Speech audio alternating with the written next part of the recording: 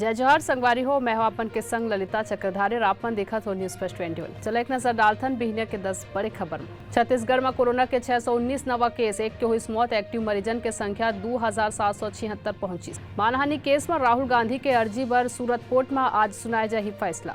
CBI case में मनीष सिसोदिया के जमानत याचिका पर दिल्ली हाईकोर्ट में आज ही सुनवाई।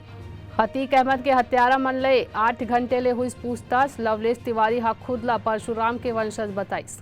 समलैंगिक विवाह के मुद्दा पर सुप्रीम कोर्ट में आज फिर हुई सुनवाई। नीट पर ऐसा लाइस रिकॉर्ड 20.87 लाख आवेदन, एमे 12 lakh female candidate. Bollywood producer Jayanti Lal Gada और विनोद भानुशाली के ठिकानन में आईटी के रेड। यमन के राजधानी में आर्थिक सहायता वितरण के दौरान मचीस भगदड़, 78 लोगन के हुई मौत। आराध्या बच्चन के याचिका पर दिल्ली हाईकोर्ट में आज हुई सुनवाई। अपन सेहत ला लेके फेक न्यूज चलाए वाले यूट्यूब चैनल पर रोक के मांग करिस। आईपीएल में पंजाब, बेंगलुरु और दिल्ली, कोलकाता के बीच आज खेले जाए मुकाबला। ऐसा ही तमाम बड़ी जानकारी ले लगातार अपडेट रहे देखत रहो न्यूज़ फर्स्ट 21, आपन के हक के बात।